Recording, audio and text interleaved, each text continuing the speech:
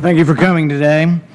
It's not often that I get to compliment the President. I can probably count the number of times maybe on one hand. But when I first heard that the President was going to come to Congress, boy, was I pleasantly surprised. I was proud that he was my President. I didn't vote for him, and I still am opposed to him quite a few times, but I was proud that he did this.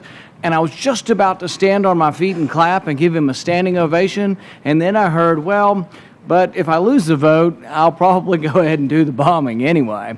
And so it does concern me. I want to be proud of the President, but every time I'm just about there, then I get worried that really he doesn't mean it, that he's going to sort of obey the Constitution if he wins. So I heard Secretary Kerry say, if we win, sure. But if we lose, what? I mean, make me proud today, Secretary Kerry. Stand up for us and say, you're going to obey the Constitution, and if we vote you down, which is unlikely, by the way, but if we do, you would go with what the people say through their Congress, and you wouldn't go forward with a war that your Congress votes against. Can you give me a better answer, Secretary Kerry? I can't give you a different answer than the one I gave you. I don't know what the President's decision is, but I will tell you this, it ought to make you proud because he still has the constitutional authority, and he would be in keeping with the Constitution.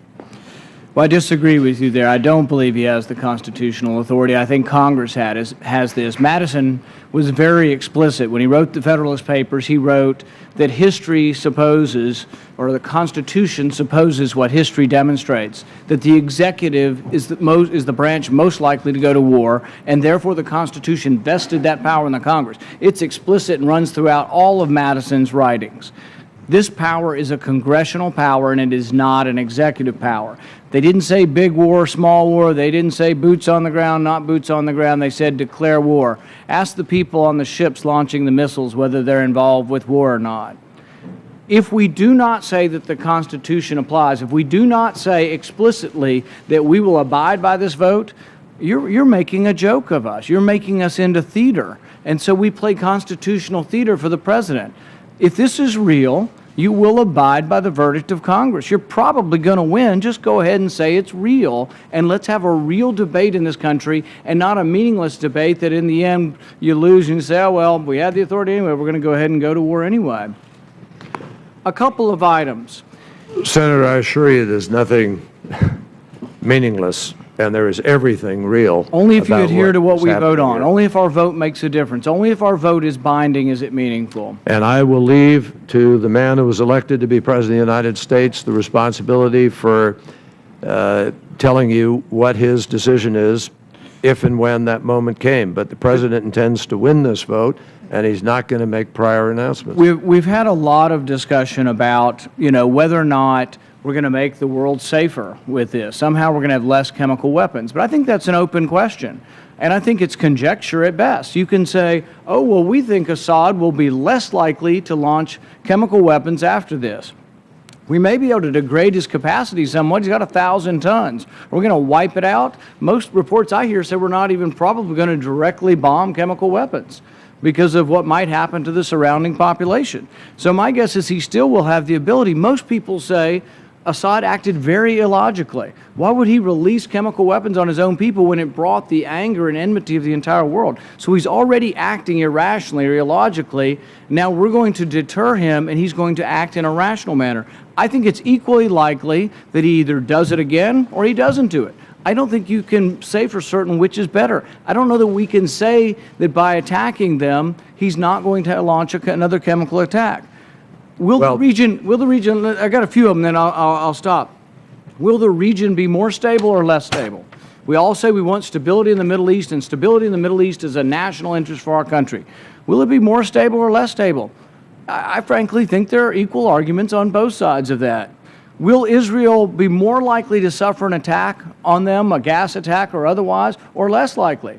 I think there's a valid argument for saying they'll be more likely to suffer an attack if we do this.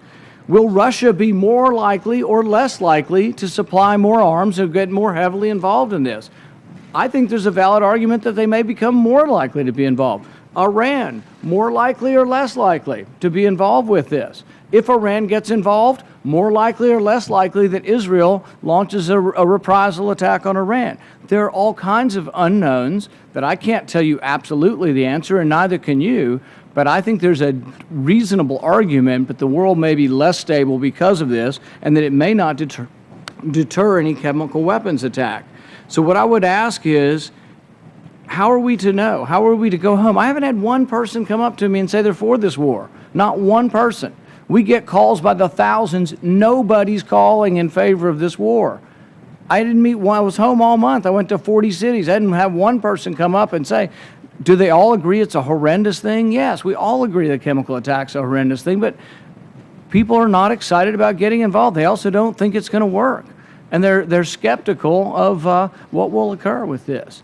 But I'd appreciate your response and try to reassure the rest of us, one, that the vote is meaningful and valid, that you'd adhere to it, and also that you're convinced that all of these different items will be better, not worse, by this attack. Well, Senator, I'd be very happy to do that. Will Israel be more likely to suffer an attack, or will they be safer? Will they be less safe? I can make it crystal clear to you that Israel will be less safe unless the United States takes this action. Iran and Hezbollah are two of the three biggest allies of Assad. And Iran and Hezbollah are the two single biggest enemies of Israel. So if Iran and Hezbollah are advantaged by the United States not curbing Assad's use of chemical weapons, there is a much greater likelihood that at some point down the road, Hezbollah, who has been one of the principal reasons for a change in the situation on the ground, will have access to these weapons of mass destruction. And Israel will for certain be less secure. But I would also argue that it would be more likely that Hezbollah will attack because of this attack in response. And Israel feels quite confident of its ability to deal with Hezbollah if they were to do so. You will notice that Israel has on several occasions in the last year seen fit to deal with threats to its security because of what's in Syria, and not once has Assad responded to that to date. I think there are a bunch of things we should talk about in a classified session, but let me just make it very clear to you that you know, you ask these questions, will this or that be more likely to happen or not likely to happen? If the United States of America doesn't do this, Senator, is it more or less likely that Assad does it again? You want to answer that question? I don't think it's known. I don't think is it more or less likely that he does it again? If you have the attack, I think it's unknown whether it's more or less likely whether you have the attack. Senator, it's not unknown. If the United States of America doesn't hold him accountable on this with our allies and friends, it's a guarantee Assad will do it again. A guarantee. And I urge you to go to the classified briefing and learn that. Secondly, let me just point out to you that with respect to this question of Americans wanting to go to war, you know, you got three people here who have been to war. You got John McCain, who's been to war. There's not one of us who doesn't understand what going to war means, and we don't want to go to war. We don't believe we are going to war in the classic sense of taking American troops and America to war.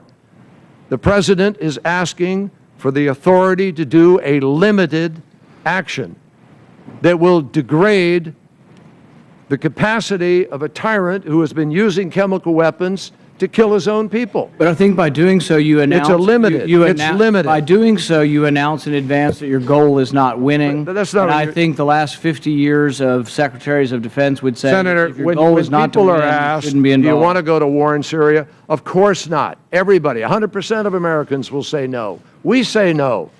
We don't want to go to war in Syria either. It's not what we're here to ask. The President is not asking you to go to war. He's not asking you to declare war. He's not asking you to send one American troop to war. He's simply saying we need to take an action that can degrade the capacity of a man who's been willing to kill his own people by breaking a nearly 100-year-old prohibition, and will we stand up and be counted to say we won't do that? That's not, I just don't consider that going to war in the classic sense of coming to Congress and asking for a declaration of war and training troops and sending people abroad and putting young Americans in harm's way. That's not what the President is asking for here. General, do you want to speak of that, all to that? No, not really, Secretary. Thank you for offering. I'd pull the rug out from under me.